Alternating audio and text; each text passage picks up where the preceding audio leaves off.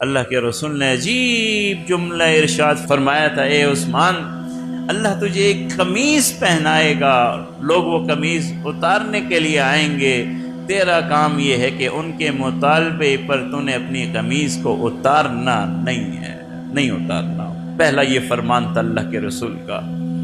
سمجھ گئے کہ خلافت مجھے ملی ہے، اللہ نے قمیض پہنا دی ہے، یہ لوگ آئے ہیں اتارنے کے لیے، مجھے حکم یہ ہے کہ یہ قمیض نہیں اتارنا۔ اللہ کے رسول کا دوسرا فرمان یہ تھا کہ اے عثمان، تو ایک آزمائش میں مبتلا کیا جائے گا، تو نے صبر سے کرنا ہے اور تو شہید ہوگا، صبر کرنا ہے۔ دوسری، اللہ کے رسول کے اس فرمان کی چوکیداری کی۔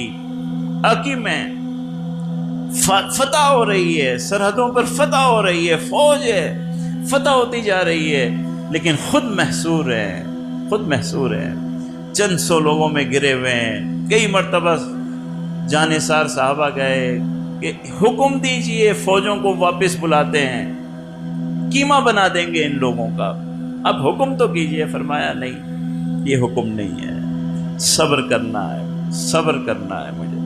عجیب واقعات لکھے ہیں، ان کا محاصرہ ہو گیا تھا، پانی بند ہو گیا، نماز کی اجازت نہیں تھی، سخت تکلیف کے عالم میں حضرت ایک صحابی ہیں، وہ فرماتے ہیں میں بھی موجود تھا حالات کی آگاہی کے لیے، وہاں کے کیا ہو رہا ہے۔ اچانک حضرت عثمان اپنے گھر کی چھت پر آ گئے اور وہاں سے ان لوگوں کو دیکھ رہے ہیں جنہوں نے معاشرہ کیا ہوا ہے، اور وہاں سے خطاب کرتے ہوئے کہتے ہیں اپنے بڑوں کو سامنے لاؤ جنہوں نے تمہیں ابھارا ہے۔ سامنے آ گئے چند، کہا کہ میں تم سے کچھ سوال کرتا ہوں، مجھے اللہ کو حاضر ناظر جان کے جواب دینا۔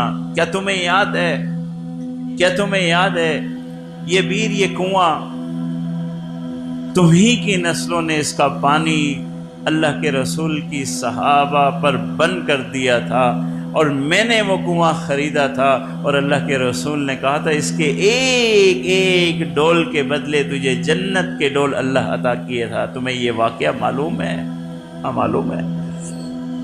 اللہ کے صحابی یہ خطاب جو کر رہے ہیں، یہ پورا جو فتنہ ہے پوری امت کے لیے ایک درس ہے ہمیشہ کے لیے، کہ جب بھی امت کے نوجوان کسی فتنے میں مبتلا ہوتے ہیں، کسی فتنے میں مبتلا ہوتے ہیں، کسی غلط لوگوں کے پیروکار بن جاتے ہیں، فتنہ انگیزی کا شکار ہو جاتے ہیں۔ آج ہم پریشان تھے کہ مولانا صاحب یہ کیسے ہو سکتا ہے کہ ایک مسلمان مسجد میں بم پھوڑ دے؟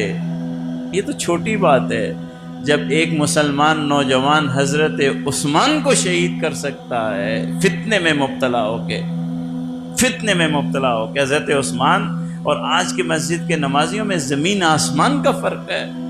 وہ جسے اللہ کے رسول کہیں کہ یہ میرا رفیق ہے، اور نوجوانوں کو وہ گھر کی چھت سے مخاطب ہو کے یاد دلا رہے ہیں، اور وہی نوجوان ان کی بات کی تصدیق بھی کر رہے ہیں۔ فتنہ دیکھیے، وہ سارے تصدیق بھی کر رہے ہیں، تم سچ کہہ رہے ہو عثمان، یہ بات ہمیں یاد ہے، یہ واقعہ ہمارا سنا ہوا ہے، اللہ کے رسول نے یہ کہا تھا۔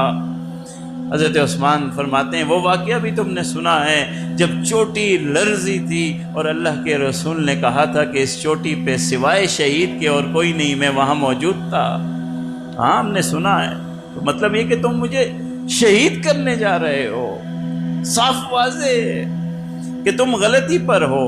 پھر اللہ کے رسول کے صحابی فرماتے ہیں کیا تمہیں یاد ہے یہ وقت بھی، یہ بات بھی، جب جیش العسرہ تھی، اللہ کے رسول نے میرے لیے کیا فرمایا تھا؟ ہاں فرمایا تھا سب کچھ، لیکن فتنہ دیکھیے، فتنہ دیکھیے، جب امت کے نوجوان فتنے میں مبتلا ہو جائیں، پھر حضرت عثمان جیسے صحابی بھی، جسے اللہ کا رسول کہے کہ یہ میرا رفیق ہے، ان نوجوانوں کے ہاتھ شہید ہو جائیں۔ یہ فتنہ اتنی بری چیز ہے، اتنی بری چیز۔ آج امت مسلمہ کیا فتنہ تھا، لوگوں کی باتیں تھی، لوگوں کے خیالات تھے، پروپیگنڈے تھے، الٹی سیدھی باتیں تھی۔ کوئی کہتا تھا حضرت عثمان اپنے رشتہ داروں کا خیال رکھتے ہیں، کوئی کہتا تھا حضرت عثمان نعوذ باللہ انصاف کا ساتھ نہیں دیتے، اقربا پروری کرتے ہیں۔ بس کہیں صحیح باتیں اور نوجوان ان کے پیچھے لگ گئے۔ حضرت عثمان کے معاملے میں اللہ کے رسول کی حدیث کہہ رہی ہے کہ یہ میرا رفیق ہے، یہ جنتی ہے، یہ شہید ہے، یہ حیا والا ہے، فرشتے اس سے حیا کرتے ہیں۔ نوجوانوں نے اللہ کے رسول کی بات نہیں سنی، لوگوں کی باتیں سن رہے ہیں کہ یہ اقربا پروری کرتا ہے، یہ انصاف نہیں کرتا، یہ اپنے رشتہ داروں کو نوازتا ہے۔ جب لوگوں کی باتیں سنی تو پھر دنیا نے دیکھا کہ کلمہ گو مسلمان نوجوان ایسے فتنے میں مبتلا ہوئے کہ حضرت عثمان جیسی شخصیت کو شہید کر ڈالا۔